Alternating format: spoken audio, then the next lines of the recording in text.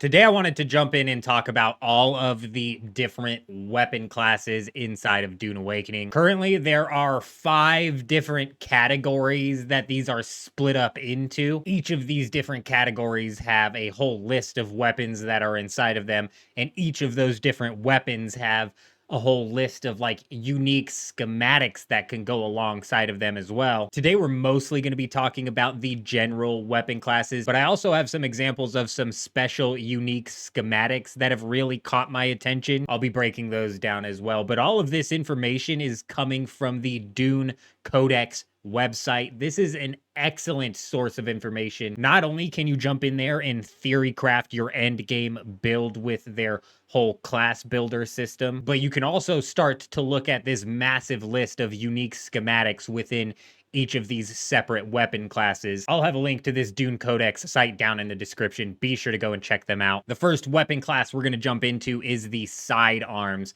Inside of this class, you're looking at getting your hands on stuff like the Mala pistols or the snub nose pistols, or something that you're going to hear more than once inside of this video, the Disruptor pistols. The Mala pistols are going to be your lightweight, short range pistols, real starter level, but with some of the unique schematics that does kind of change. Then you have your snub nose pistols, which are more your mid-range, more damage per shot type pistol, real hand cannon type status here. And then finally, like I said, you're going to hear this a lot, you have the Disruptor pistols. This is kind of a class that carries through each of the different weapon classes. Essentially, the Disruptor weapons are going to be able to penetrate enemy shields, which might not sound so important, but it actually is incredibly important. But when it comes to some of the special schematics that I see inside of here, we have one that is called Cope, and this is essentially a unique snub nose schematic. However, it's going to provide you with increased accuracy as well as bonus headshot damage at the cost of a lower clip size. But you're looking at getting 204 damage per shot here, which is real hand cannon status. Let's go ahead and move on into our next weapon class, the rifles. Inside of this, you have stuff like the LMGs, or the spit darts, the Karpovs, and the SMGs. A couple of those you might understand, like the LMGs and the SMGs are fairly self-explanatory. However, the spit darts are what's going to be your sniper rifles inside of this game, and the Karpov, I'm sure I'm butchering that name, but those are going to be your regular assault rifles. Nothing really special to go over in the description of any of those types of weapons there. However, there are some really cool, unique, special schematics that you can find inside of them, such as the Assassin's Rifle. This is a high-powered sniper rifle that's going to deliver poison to enemies via exploding darts. The description here reads that these darts are going to explode on contact with enemy shields, thus allowing them to penetrate those shields, dealing poison damage. We're going to be riding this first wave of Dune Awakening solo, and I'm really going to try and get my hands on some snipers. This one definitely has my attention. And like I said, this is just one of the dozens of unique special schematic. Be sure to go and check this Dune Codex site out, not only to build out your end game class, but also to dig through this massive list of unique schematics here. Let me know if you guys happen to already have a schematic that you've got your eye on. But let's go ahead and move on into the scatter guns, which are essentially just shotguns. Inside of this class, you have the drill shot, which is a mid-range double barrel shotgun that's capable of drilling through and penetrating enemy shields. But on top of that, you have the Gerda 44, which is just described as a short range, high damage shotgun. And what this weapon class lacks in diversity of weapons here, being that there's only 2 shotguns, it really makes up for with the special, unique schematics. For example, you have the Eviscerator, which is not only going to break shields, but it also is going to cause bleed. And even crazier, you have this Ripper schematic, which is a shotgun set to have a clip size of 48, which would be absolutely insane for some crowd control. Let's go ahead and move on into the heavy weapons, which unfortunately we don't know a whole lot about officially. However, we do have a bit of a list here with some small descriptions. First off, we have the flamethrower.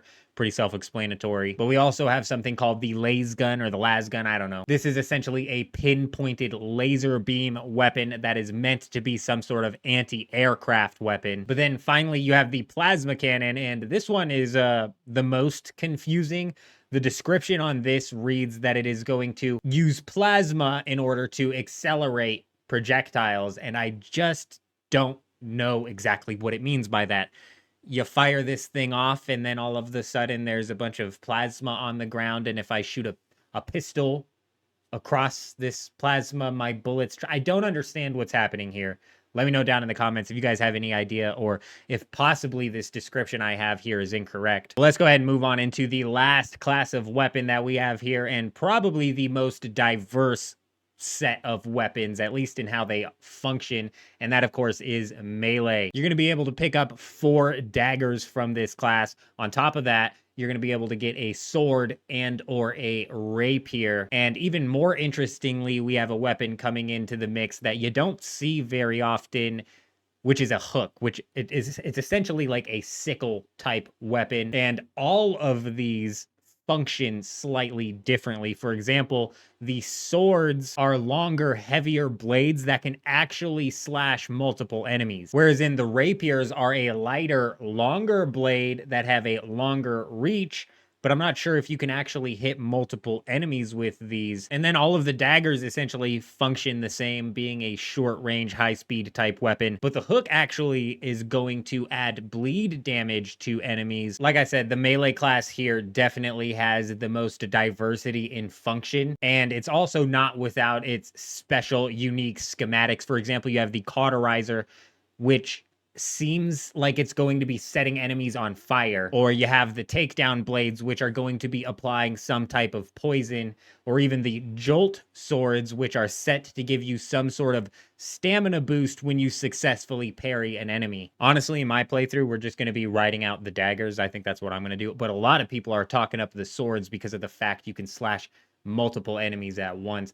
Might help out with some crowd control. We'll kind of see, play it by ear, see if the daggers aren't working for us. Let me know what you guys think down in the comments. But like I said, this is mainly just a generalized summation of exactly what sort of weapons you're going to be seeing inside of Dune Awakening and kind of what they do. And again, be sure to check out this Dune Codex website so you can dig into all of these different unique schematics to see if there are any that really catch your eye. Me personally, I'm looking for any and all high-powered sniper rifles because we're going to be coming at this very first playthrough of Dune Awakening solo, and I'm hoping we're going to be able to be a bit of a nuisance with a sniper. Speaking of coming at Dune Awakening, we're going to be going live for the early access launch, where we're going to be implementing our day 1 speedrunning strategy, where we're hopefully rocketing ahead of the competition, even as a solo. That's going to be happening right here on YouTube as well as on Twitch. I'll have a link to the Twitch down in the description, so be sure to stop by on day 1 and see how our progress is going. If you managed to make it this far into the video, comment "made it" down below so I can give you an extra shout out. Be sure to hit that like button on your way out. It helps these videos out in the algorithm